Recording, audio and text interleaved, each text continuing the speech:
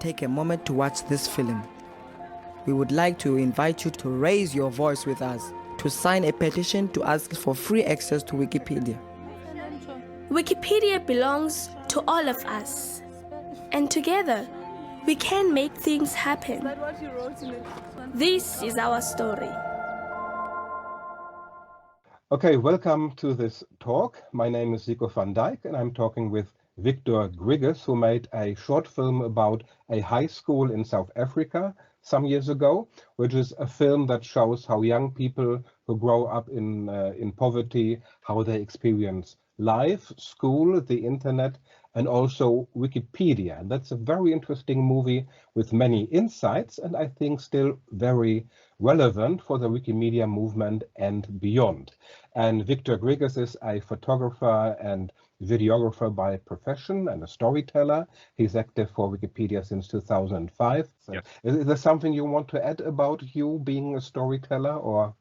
Well, I think you said it. I went to school for film and video, and right out of school, I started doing audio work. And then I had been a Wikimedian, and I had started working on all kinds of like corporate, what they call industrial films, which, you know, that's what pays the bills. And then I was working on all kinds of short films in the Chicago movie scene. Then I got the job at Wikimedia. Wow. And it was how to tell the story of Wikimedians from, you know, what is it they do? How do they do it? Why do they do it? Things like that. And the department I was working in at the time was fundraising.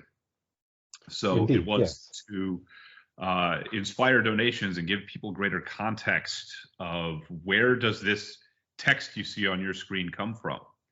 And the idea was that you kind of open the hood of the car and look at the engine. You see what's inside the engine of the car. You know, what is it that makes this thing go? And, you know, it's the kind of thing people don't, you know, the average internet using public didn't think about too much. And I got to interview quite a few people. And I got to use those stories for all different kinds of purposes. Every time I did an interview or met somebody, I'd try to find some application for it because I knew there would be utility somewhere for it. I'd say about maybe 20% of them actually got used. But Yes. it's kind of a numbers thing. You want to do a lot of interviews, meet a lot of people, and then find the ones that you think you can use.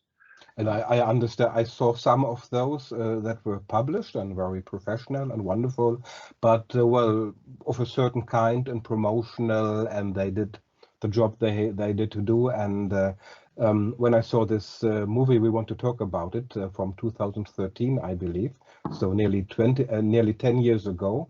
So then I had the idea this is something special, this is promotional, but it's going beyond that. And when I led university seminars in Germany, I actually used that film in class for the students about Wikipedia. But first, if you want to summarize this movie, so there were children in high school in South Africa, and they wrote an open letter to you. Yeah, well, it wasn't to me. I'll tell it from my perspective. I had just done a bunch of interviews with people and found lots and lots of different stories. And he inverted it and he said, Victor, I want you to find one story this year and put all your energy and effort into one story. I said, oh my goodness, this is difficult because you have to find the right one. You can't find a story and then invest all the energy and then find out, there's a better one that I should have done.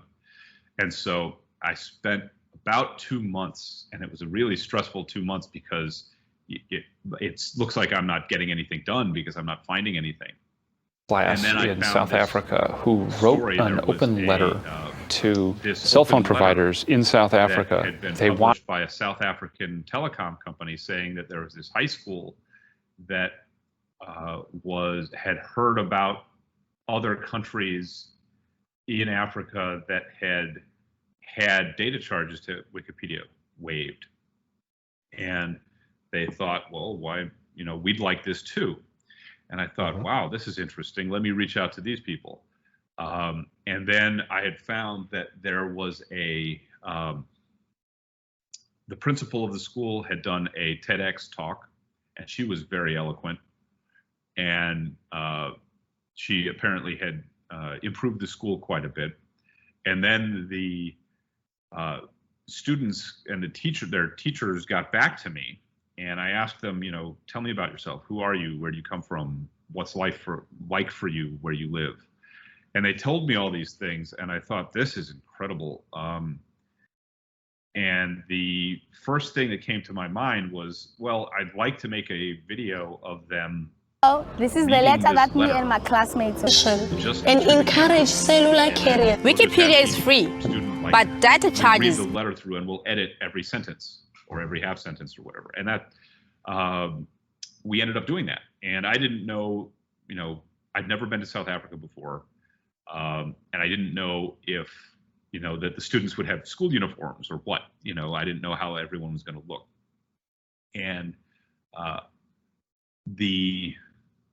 And so I told my boss, I said, I think this is the story I want to do. And he was like, do you really think you want to do this? He said, yep.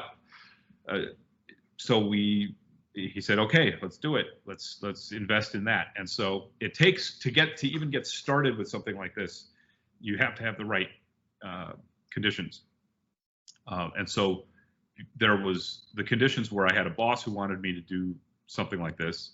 And there was already this initiative, this Wikipedia Zero initiative, to partner with telecoms to waive data charges for access to Wikipedia, which my understanding is now that this program is nixed because of net neutrality concerns. So the background of the story was this so-called roaming, so that in a country where you are paying for the data access for your mobile phone or computer, this means that you have to pay for it. And there was some commercial offer in some countries where you were a customer and you had to pay for it, but when you use Wikipedia, for that time you didn't have to pay. And that was a huge advantage for some people. And we don't have to go into that rabbit hole of this kind of commercial offers and is it a bad or good thing. So that was just the reason why you have been addressed. And this headmaster you're talking about, we see her in the movie then also. Yes.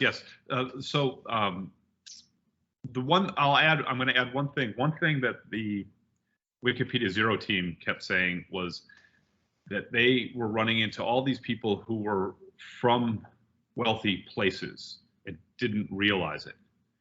And they're saying that what's the point of this? Data, Wikipedia data is teensy. Well, who cares? Why are you doing this? And so I wanted to answer that question. I wanted to show people, like, this is why, this is why you need this. So the principal, she was, if I recall, she was one of the first people we interviewed. Now, we hired a filmmaker who has a master's degree from Stanford in documentary. And I thought that the best way to do things is, and this was my opinion at the time, was to say, if I, as a staffer at the Wikimedia Foundation, am full of lies and bullshit, then I'm going to tell her, as not a staffer, I want you to make a truthful movie. And if anybody asks, you can tell them how it is too, right? And so that was my intention. And so I told her, film what you need to film. I felt like we're trying to tell as much as we can while advocating for a system, and and basically giving context around what the situation is. I functioned as producer, and it was, filmmaking can be collaborative, and basically I set up the entire production. Like, these are the people we're going to talk to. Here's where we're going to go. This is how long we're going to be here. These are the questions we're going to need to ask. Blah blah blah blah blah. Okay. And then she's holding the camera, and then she's making all the decisions of, like, when to press record, when to not press record. And it's like we go back and forth about, like, hey, I think you should film this, or I think we should do that, or blah blah blah blah blah. And it helps to have more than one person involved, because you can kind of compare ideas and things like that. Yeah.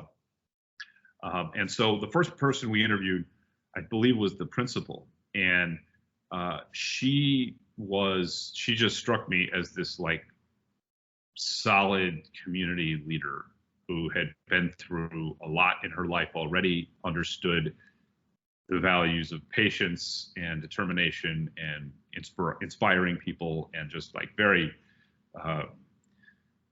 she just struck me really well this way.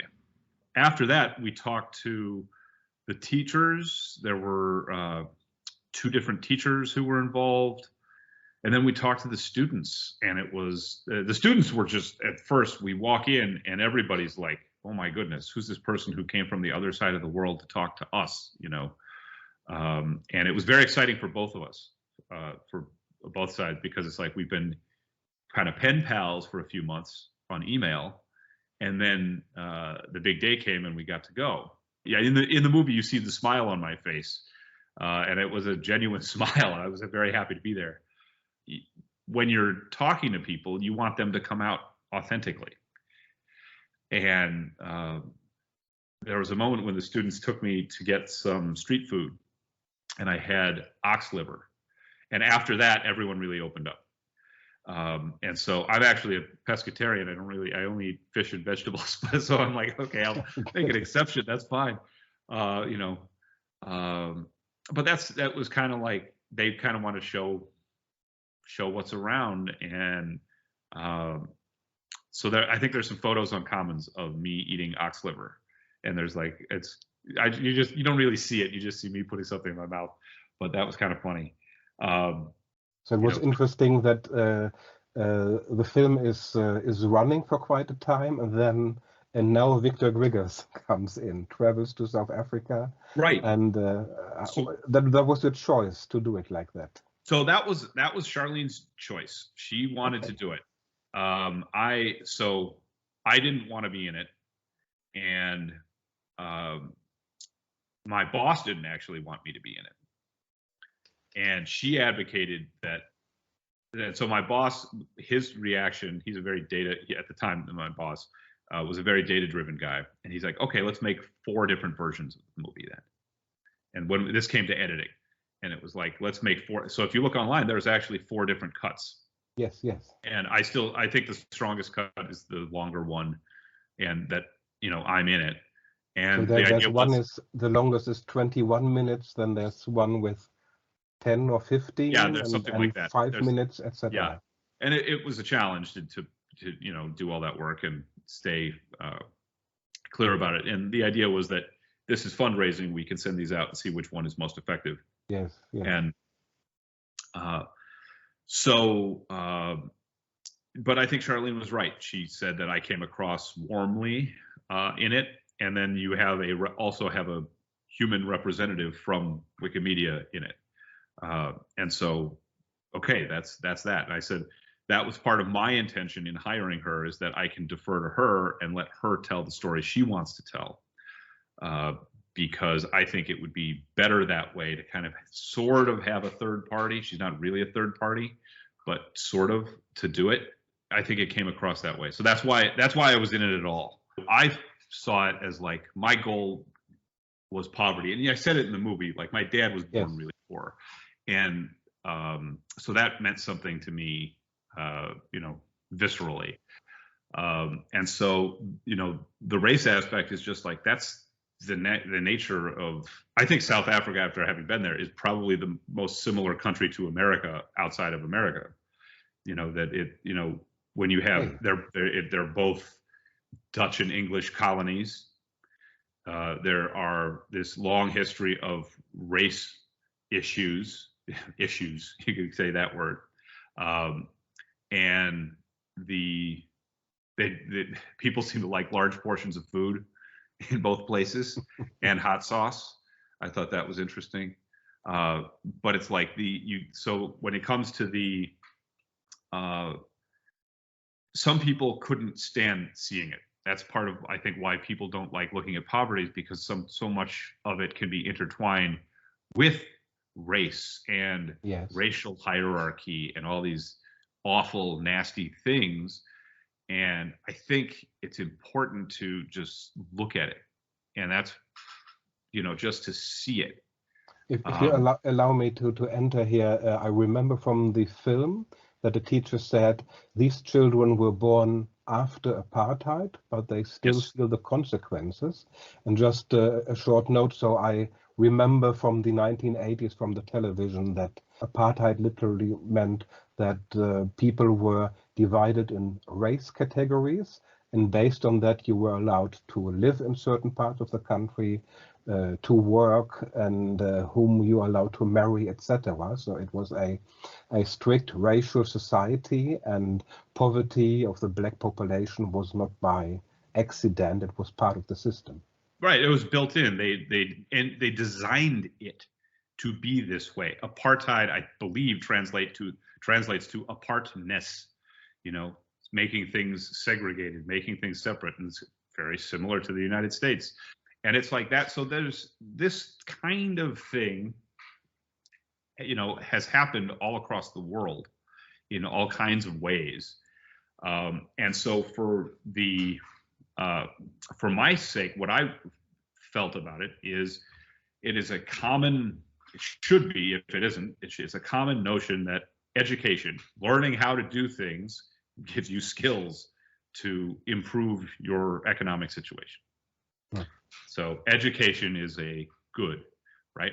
And yes. I needed to make the connection that Wikipedia isn't just like a place you settle bar bets. You know, this is actual education. If you don't have any money, and there's a student in the film, she's a single mom, she's a teen mom, she lives in a shack in a slum. Where do you think her money goes? And it's like, if you don't have any money, how are you going to get textbooks? How are you going to learn any of these things? And something like Wikipedia, which is a general reference work that kind of points to other reference works, is a fantastic place to be able to absorb these things. And people have all kinds of, you know, criticisms of Wikipedia, but this was like, you know, they're usually on a much more higher education, academic, you know, post-college level, and they're much more intellectual. But when it comes to like something like, I need to be able to figure out, you know, the Pythagorean theorem, I need to look it up right now. I'm doing my homework. I'm going to school tomorrow. I need to pass a test. Think from like the high school student perspective or the grade school student perspective. Something like that. That's very pragmatic, very easy to know. I needed to show it. I couldn't just say it.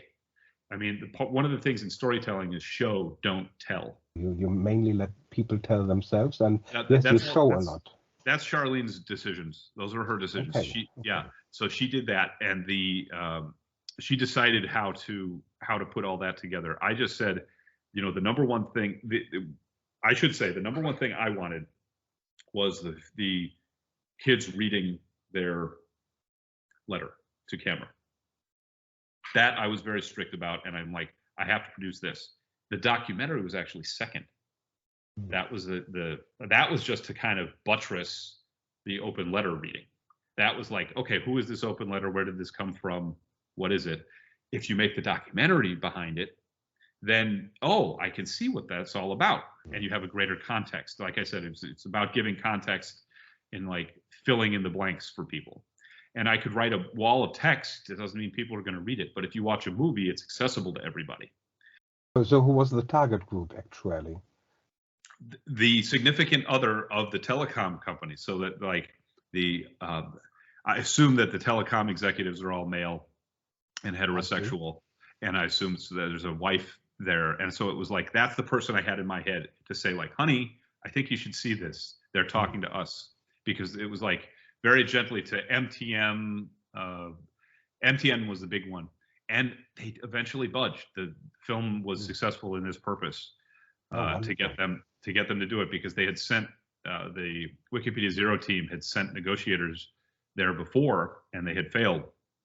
And I see. And it didn't work. And so they had asked, well, we're still trying to do it. And the South Africa and MTN was the big one. That was the you know, the dominoes will fall to the other countries in sub-Saharan Africa if we can get this one in South Africa. So those people were in a bubble too, and you tried to right, precisely. Like how many people seriously really think about it?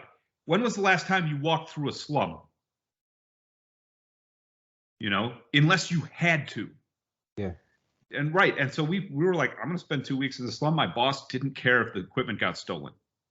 He's like, okay, we'll just buy new equipment, just don't lose the data cards. And I'm like, because that's really the way to think about it. Like, we're here to get a job done, and you have to have a little bit of street smarts. And I just knew, like, the number one thing I need to do if I'm going to be in a slum for 2 weeks with $10,000 worth of camera equipment is there's always a hierarchy, like, some kind of, community leader, whether they're on the respectable or disrespectable side of things. It doesn't matter. You just got to find somebody who knows somebody who knows people. And so I asked the teachers at the school, like, who's somebody who knows somebody who I can shake their hand and say, like, look, this is what I'm trying to do. Can you make sure my gear doesn't get stolen? And they said, sure. Even in peace, he's doing something with a purpose. Sure. And people would say, I remember I'd walk around and there were little kids. Everybody in the slum is black. And there were little kids who said, I forget the word. The word for white person is like umulu or something. And the second I'd walk by, this little kid would be like, umulu, and kind of like I'm a threat. And it's like, this is the history and the baggage coming by. And it's like, I accept it. That's fine. I'm an outsider. I respect that I'm an outsider. I want to respect every rule that's here. Whether it's a written rule or an unwritten rule, I want to respect all that. And so getting to shake hands and meet a lot of people and say, like, this is where I'm coming from. This is what we're trying to do. I'll say that when I was all done with it, my dad saw it, and I'm going to get emotional thinking about it.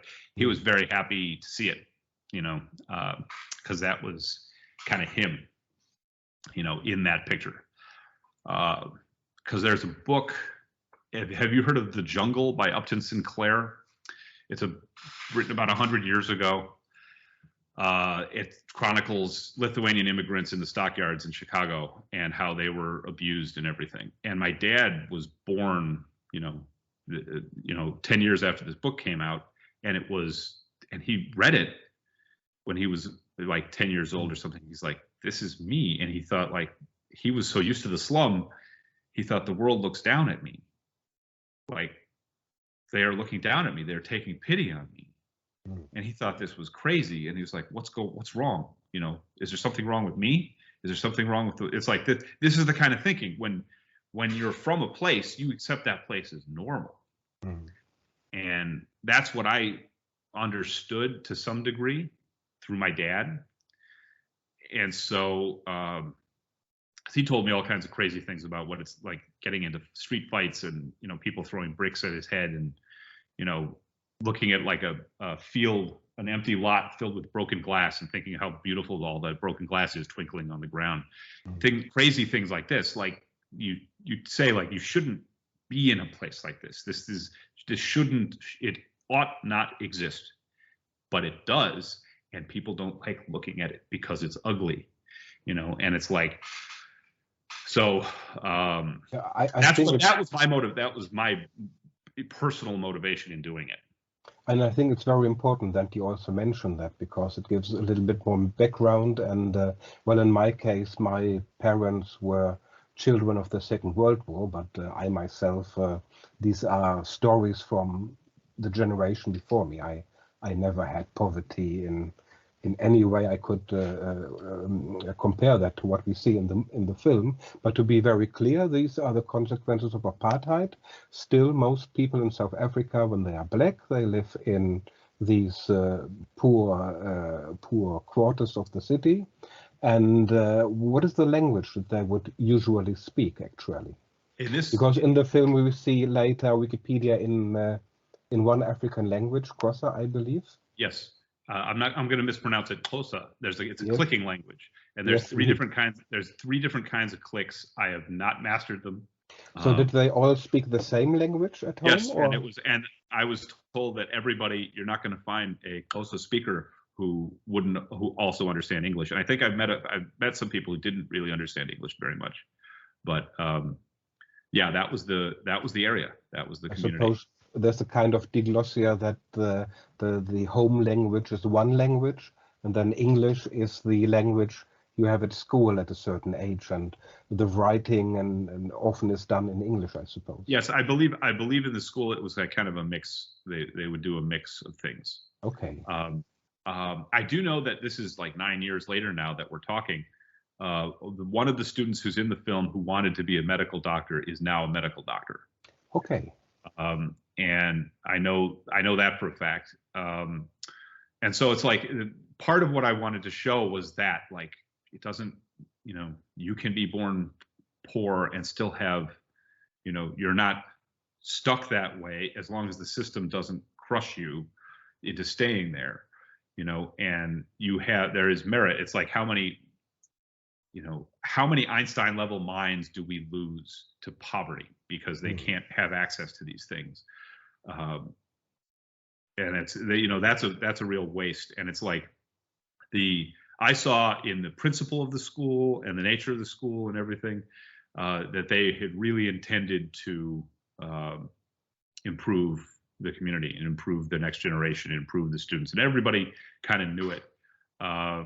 It's a bad neighborhood, people would steal the power. When I was there, they stole, it was right after I left, I think, somebody stole the power cables for scrap metal that supplied power to the school. I mean, it's like stupid, dangerous, cheap, but people are poor and desperate. Who knows? So we actually see only half of it, what it means to live in these circumstances. Are there other target groups or people you had in mind? Maybe your father?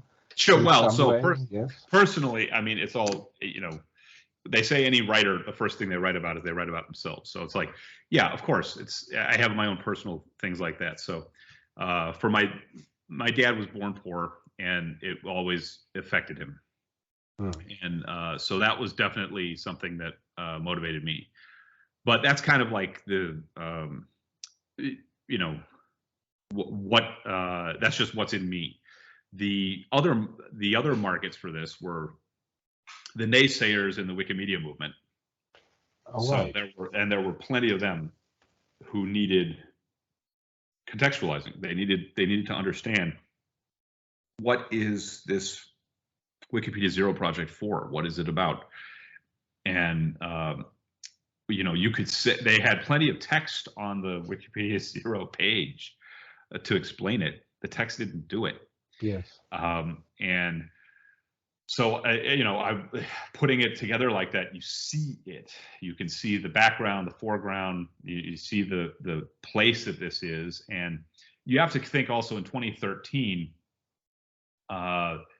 The smartphone really only had started to pick up a couple of years before, and the idea that the very poor would have a computer in their pocket all the time was kind of a new idea still.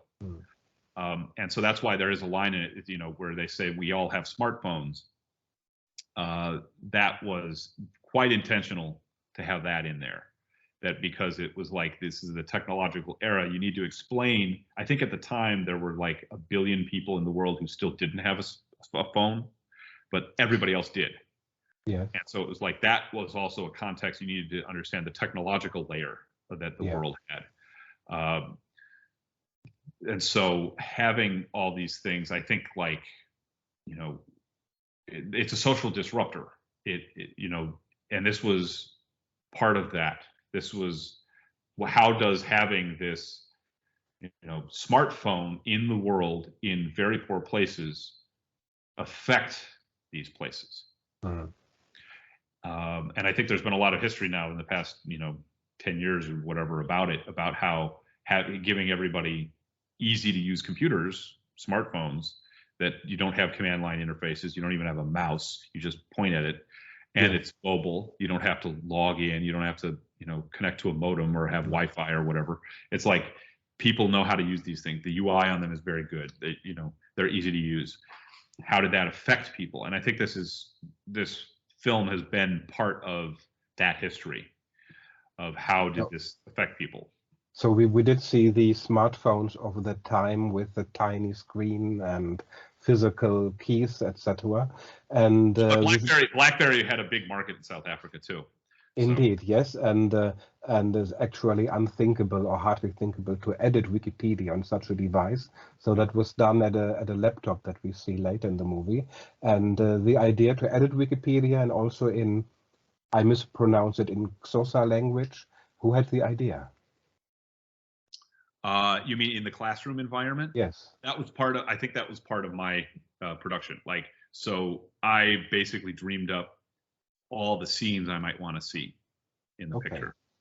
And I talked with Charlene about it. I said, you know, how would we want to do this? I think this would be good. This would be good. This would be good. And then we'll schedule it for like these days. And then I got to talk to the teachers. And there was one day when we would have access to the computer lab to do that. And so we went to, we went to that computer lab, and it was like, I could do like a little bit of a lesson of like, this is how Wikipedia works so that you can understand. And part of doing that was not just for the students, but the audience, people watching it. It's constant to a, you know, ordinary person on the street that you have to remind them Wikipedia is made by volunteers. Okay.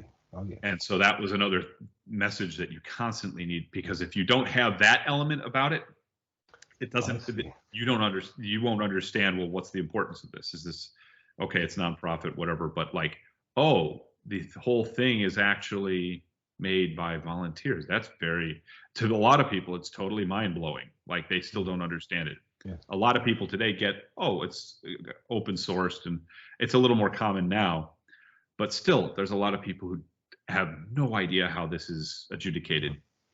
Well, I understand, a very conscious decision. And I also thought, I don't want to be, I mean, it's also meant for people like me, for example. So when grown-ups see that children are doing something that show that they have the same values, you want to see a little bit of yourself in children. So that's also creating sympathy, of course, although it is most natural thing that young people don't go on with editing Wikipedia. But keep in mind, Wikipedia is bucketed by language. And at the time, this language of Wikipedia had like 100 articles. I see. If that, it was tiny, it was barely there. Yes. It's just kind of there is just the bare bones framework to get started. And I told them that. It's like, okay, so I think there's no admins or something. It was like nothing. There's nothing there. So that was part of it, is like, so really, that also appealed to kind of like my anarchist side. And I'm like, okay, you can all do whatever you see fit here now. The only things you can't do is like copyright infringement, you know. Yes. That's it. So you can't copy paste from another textbook. You can't take someone else's photo you find on the internet. Other than that, I told him, you want to write about a musician, your favorite movie star, do whatever you want, you know. And they felt empowered by this. And it's like, and then you press, you know, save, and the whole world can read it, you know, for all time. So I used this film several times in university seminars and for German language, linguistics, and also German in class in Germany. And my supervisor was actually not very happy with it. So she said it is not that much related to linguistics, but sometimes when it was more about school and education, then I saw it fit, and then I showed the movie to the students.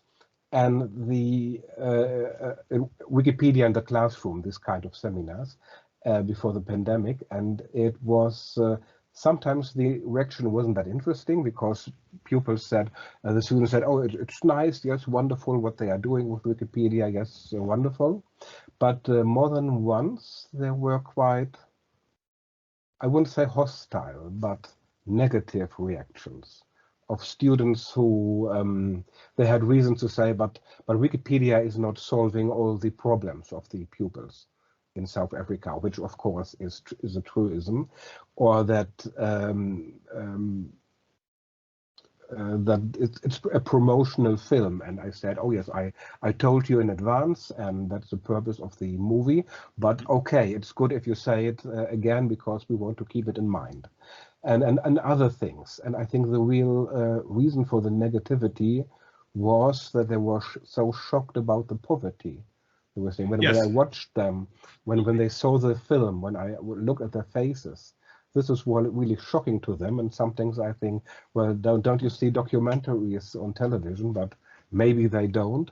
And they were really touched. And it was never my intention to shock anybody just for shocking them. This is not my way of educating, but to confront them with something and think about that Wikipedia has recipients. We're also concentrating in wiki research about the people who write Wikipedia for collaboration and studying that, but the recipients are very important, and depending where you live, in which country, under which circumstances, your experience is so different. And I was so grateful for a Ukrainian student, so this was a couple of years ago. She told the German students, don't forget, in Ukraine, where I come from, there is one smartphone in the family, and that's the internet. There is no additional laptop or anything. If you want to go to the internet for information, that's the only thing. And this was making the students start to think, and we had a very lively discussion. And I would also advise, if you want to use this movie in class, then you must reserve enough time, maybe half an hour, for a meaningful conversation, and not leaving the students alone with their emotions and what they were seeing there, and also their thoughts, and helping them to somehow make it fit into a larger picture. That's really interesting to hear. So I have a couple things I could add to that. The guilt is a powerful emotion. I used it. It was intentional, and some different people react to guilt. A lot of people react to guilt with anger. This is the legacy of colonialism. You have these people who happen to be in a situation 500 years ago where they could take over the world. They happen to be from Europe, and so they did try to take over the world, and they all competed with each other to do it. And that's the legacy that we've inherited. And some people are on a higher social ladder for it. Some people are on a lower social ladder for it. And people don't even like talking about that. I mean, think for how long the history books, Christopher Columbus is some kind of amazing person, and it's like, he's a, murderous conquistador. Like, he discovered all these things, but how did he do it? How did he rule? How did he cut off people's noses when he didn't like them? So people they just don't like to see these things. They don't like to think about these things. It's difficult. It's a little bit like Holocaust education if you're a German. These are difficult, ugly things, but it's so damn important to talk about them. And to try to talk about them in some kind of a relative, in as factual a way as you can. The film I made is promotional. It's from fundraising. It's promotional. But we try to do everything we could to push it to be as factual as possible. It is an advocacy film, so there's that. But by showing things as they are in as best context as we can,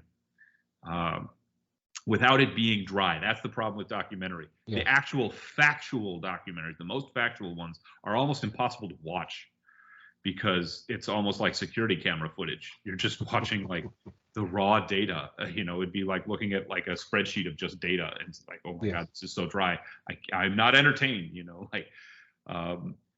What's interesting was, I have different reactions from people from different parts of the world saying like, wow, you look at these kind of shacks, and on the outside, they all look like shacks, but sometimes on the inside, they look really nice. Like, because this is my home, I'm going to spend some money on it. I'm going to put the drywall together and get the recessed lighting and some nice sinks and counters and cabinets and everything. It's just like, that's my home, And so to some people, it's like, this is what's interesting. I remember we did, right after we had the cuts of the film, we went to Denver, Colorado to do a test screening on donors. And we found a list of Wikimedia donors from Denver, Colorado. and we gave them like a Amazon gift card or something if you can come by and see a screening. And then we interviewed them about, you know, how did they feel about it. And we picked this because this is kind of like middle America. This is our donor group. It's not New York. It's not LA. It's, you know, it's kind of the middle of the country. And there were some people there who were like, you could tell there was the anger on their face. And they were like, why are you, you know, and I'm just like watching everybody.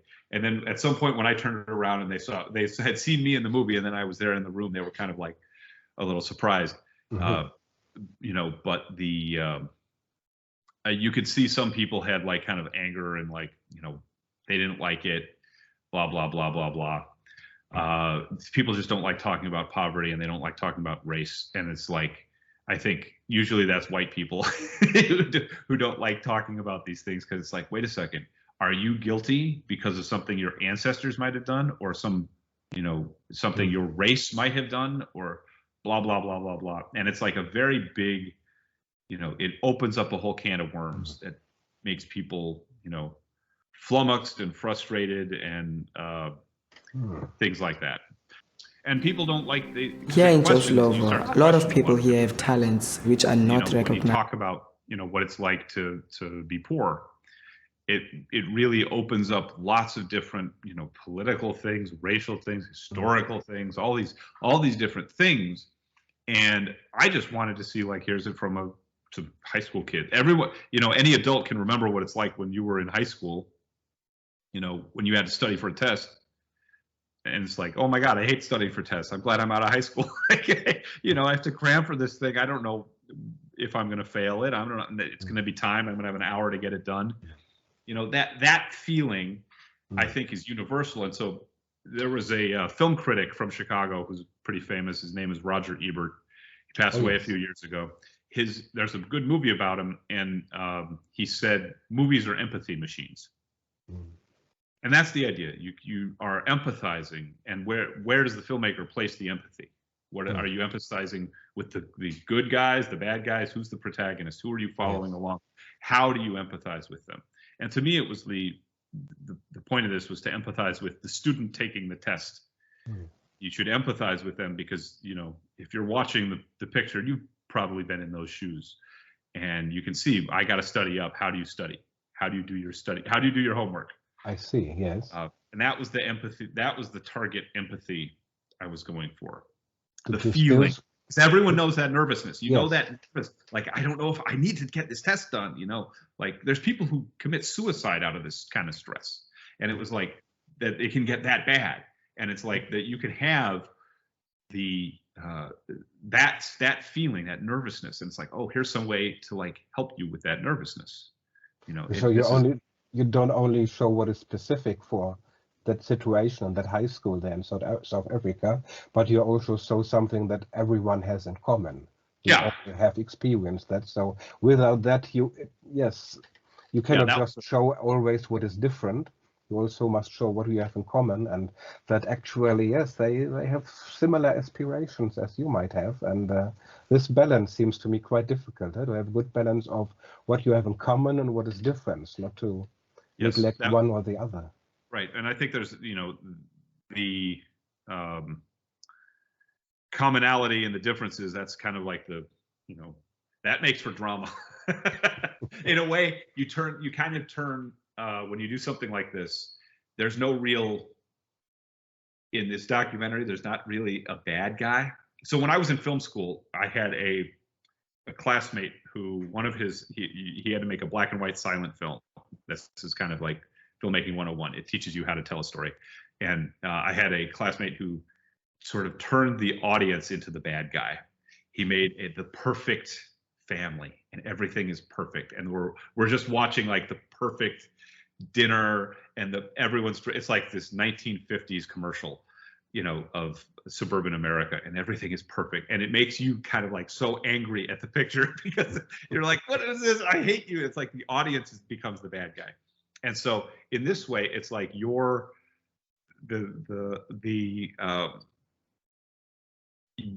own sense of right and wrong is kind of the bad guy. like what's right and what's wrong, and you know what's right and what's wrong. And it's part of why people get angry when they watch the picture, because you know what's right and wrong, and you might be behaving selfishly, or your inclination is to behave selfishly, and so you want this message to go away so that you can continue to behave selfishly, you know. And so that's kind of what is being toyed with. And people, they'll rationalize it all kinds of other ways, but that's really kind of what from what I've interpreted over seeing people's reactions about it, that's usually what the motive is. That's what the case is.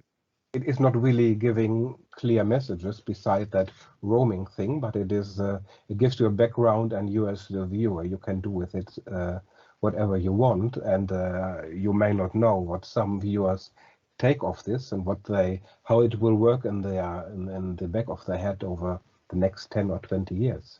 Sure. Victor, before wrapping up, did we forget something that you would like to mention, or? Well, I think that, you know, this is a time capsule. The picture at this point it's a time capsule of something that was done 9 years ago. I am happy that it's out there. I'm happy it's done. I think it made. I think it had it made a very strong impression in the, you know, major Wikimedia community, the people who are very active. I think it made an impression for the context. It did what it was intended to do. I don't think it made a lot of money for fundraising, to be honest. But that doesn't matter. It didn't have a green background, as it were. Yeah, right. So for anybody watching, we had done some tests for fundraising and found that we got 5% better returns on photos when there was a green background on a portrait. So I ended up having to photograph everybody behind plants and looking for walls of ivy and things like that. So for the very clear binary objectives of the fundraising department, it may have been statistically not great, but I think otherwise it was a hit. I will say that when there is a change, it took me about 6 months to actually publish the documentary because of political internal wrangling. There was a changing of the guard at the organization, and the management at the time, I don't think was quite a fan of the documentary. Wow. And so I had to kind of gently, when you're in a situation like that and things are internally political and there's people with new management and different opinions, you have to kind of be gentle and kind of steadfast and like, okay, I just need to kind of bite my tongue and know when to talk and figure out how to get this thing out there.